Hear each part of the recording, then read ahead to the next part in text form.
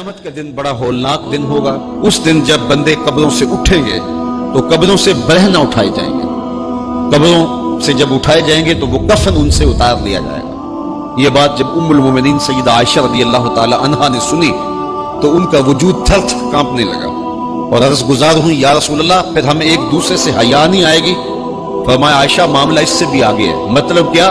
اگر کسی کو ہوش رہا تو حیا آئے گی نا، ہوش اڑے ہوئے ہوں گے، ہول قیامت طاری ہوگا، بدن کانپ رہے ہوں گے، کلیجے لرز رہے ہوں گے، دل خوف سے پانی پانی ہو رہے ہوں گے، پتے پانی ہو جائیں گے، تو حشر کے میدان میں جب لوگ جائیں گے تو سب سے پہلا سوال جو رب لوگوں سے پوچھے گا وہ کیا ہوگا؟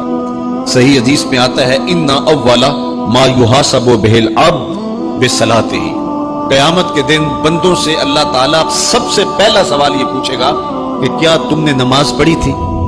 سب سے پہلا سوال یوم حشر میں قیامت کے دن نماز کے بارے میں، اور اللہ تعالیٰ جل شانہ قیامت کے دن لوگوں کو اپنے حضور سجدہ ریز ہونے کا حکم دے گا کہ آج مجھے سجدہ کرو۔ دنیا پر کوئی سجدہ کرتا ہے یا نہیں کرتا؟ قیامت کے دن تو چاہے گا کہ ابھی سجدہ ریز ہو جاؤں، بلکہ کافر بھی چاہیں گے کہ ہم بھی سجدہ ریز ہو جائیں۔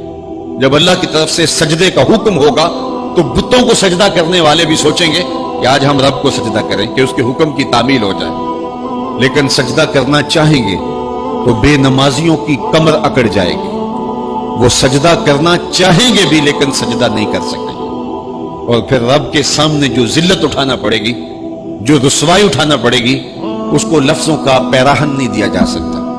اور پھر جو بے نمازی ہوں گے اللہ کے حضور سجدہ نہیں کر پائیں گے، اللہ تعالیٰ انہیں اس صف میں کھڑا کر دے گا جس صف میں فرعون کھڑا ہوگا، نمرود کھڑا ہوگا، حامان کھڑا ہوگا، قارون کھڑا ہوگا، ابی بن خلف کھڑا ہوگا۔ دشمنان خدا جس صف میں کھڑے ہوں گے بے نمازی کو اس صف میں کھڑا کر دیا جائے گا۔ میری لمبی تقریر نہیں، میں یہ آپ سے پوچھتا ہوں اور اپنے آپ سے پوچھتا ہوں، کیا ہم یہ گوارا کرتے ہیں کہ حشر کے دن ہمیں فرعون کے ساتھ کھڑا کر دیا جائے؟ کیا یہ ہم گوارا کرتے ہیں کہ حشر کے دن ہمیں نمرود کے ساتھ کھڑا کر دیا جائے؟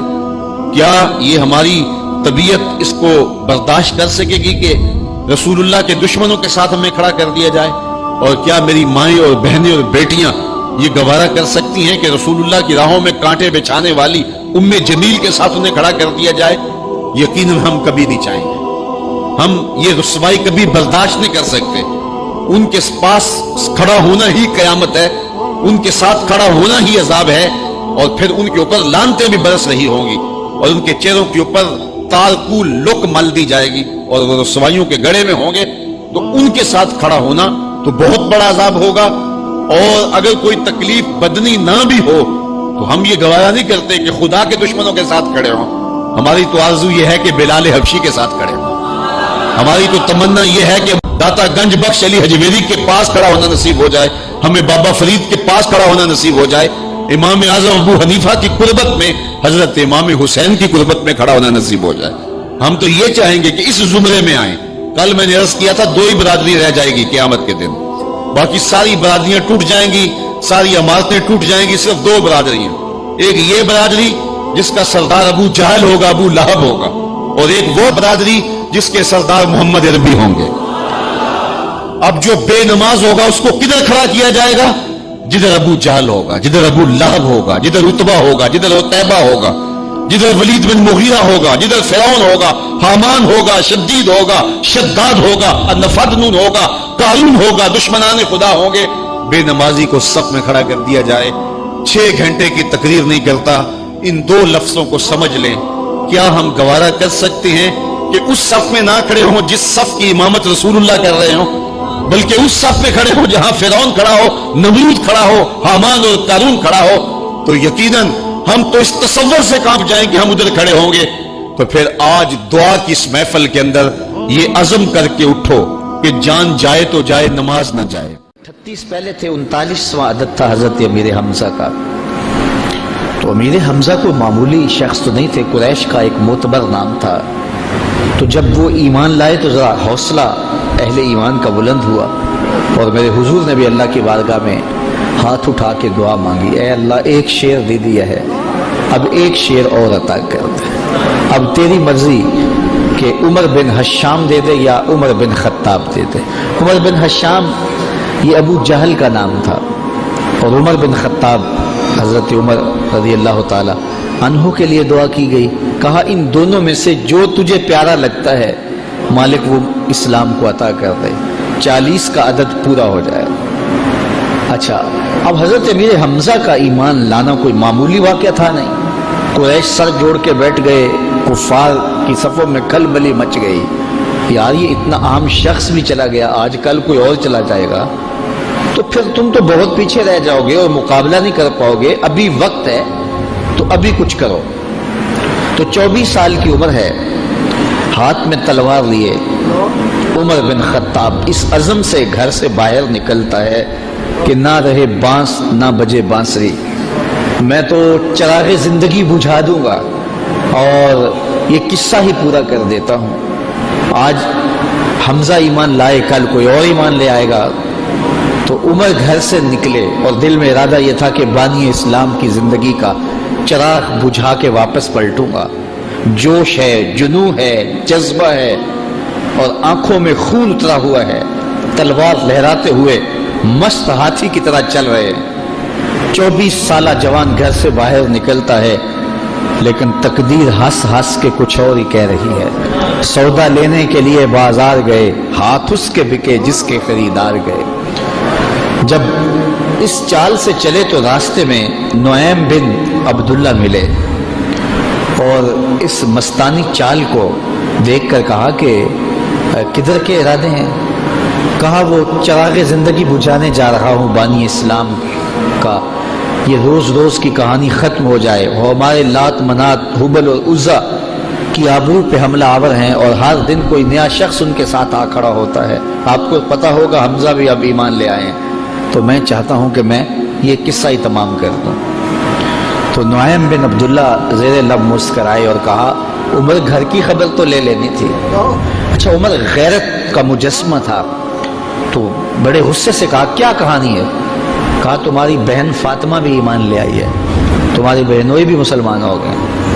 کہا سچ سے؟ کہا ہاں سچی خبر دے رہا ہوں۔ اللہ اکبر! یہ رخ سیدھا اپنی بہن کے گھر کی طرف کر لیتے ہیں۔ جب دروازے پر پہنچا تو اندر سے قرآن پڑھنے کی آواز آ رہی تھی۔ معلم ان کو قرآن سکھانے کے لیے گھر بیٹھا ہوا تھا اور یہ قرآن سیکھ رہے تھے۔ زور زور سے دروازے پہ دستک دی۔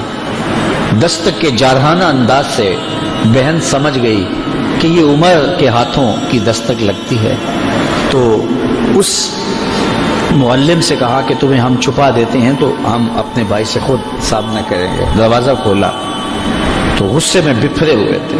سنا ہے تم بھی دین چھوڑ دیا ہے، سابی ہو گئے ہو، یعنی اپنے گزشتہ دین کو ترک کر دیا ہے، اور اپنی بہن پہ ٹوٹ پڑے اور مارنے لگے، حتیٰ کہ انہیں لہو لہان کر دیا۔ اور وہ بھی جو ہے وہ استقامت کے ساتھ کھڑی ہے، اور پھر اس نے ایک جملہ کہا عمر اگر تم خطاب کے بیٹے ہو تو میں بھی خطاب کی بیٹی، جو کرنا ہے کر لو، میں دامن حضور کا نہیں چھوڑوں گی۔ تو جب یہ استقامت دیکھی کہ ایک عورت ذات اس قدر استقامت کا پہاڑ بن گئی ہے، تو وہ کون سی طاقت ہے جس نے اس کو یوں کھڑا کر دیا ہے؟ تو کہا کہ وہ جو تم پڑھ رہے تھے ذرا مجھے بھی تو سناؤ نا۔ کہا ایسے نہیں، پہلے غسل کرنا ہوگا۔ اب عمر غسل کر رہا ہے اور ظاہر کی میل دھل رہی ہے، غصہ اتر رہا ہے۔ اب جب غسل کر کے بیٹھ گئے، اتنے میں معلم کو سامنے لے آیا گیا، اور وہ کیا پڑھتا ہے؟ طٰہٰ ما انزلنا علیک القرآن لتشقیٰ، اے 14ویں رات کے چاند محبوب، ہم نے قرآن اس لیے نازل تو نہیں کیا تھا کہ تم مشقت میں پڑ جاؤ۔ یہ پڑھتے جا رہے ہیں اور عمر کا دل پسیجتا چلا جا رہا ہے، پھر آنکھوں میں آنسو بن کر وہ جذبات بہنے لگے۔ پھر عمر کے لب کھلے اور اپنے بہنوئی اور اپنی بہن سے کہا مجھے بھی اس دہلیز پہ لے چلو۔ اللہ اکبر! عمر کی تو ساری عمر برباد ہو گئی، میں نے 24 سال کہاں کاٹ دیے، مجھے اس دہلیز پہ لے چلو۔ اب عمر اپنے بہنوئی کے ساتھ دار ارقم کی طرف بڑھ رہے۔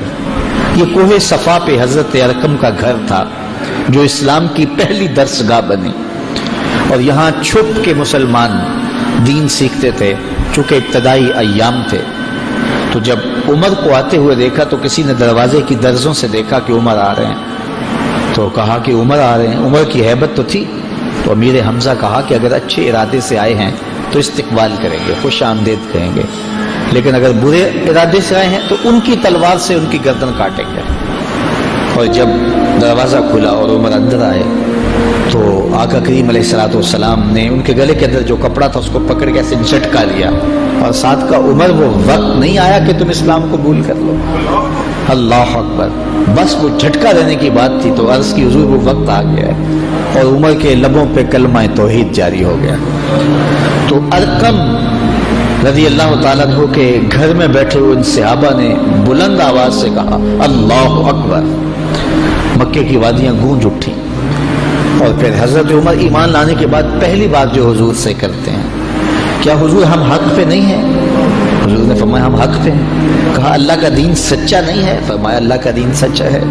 آپ اللہ کے سچے رسول نہیں ہیں کیا؟ کہا میں اللہ کا سچا رسول ہوں۔ تو کہا پھر ہم چھپ چھپ کے عبادت کیوں کریں؟ اللہ اکبر۔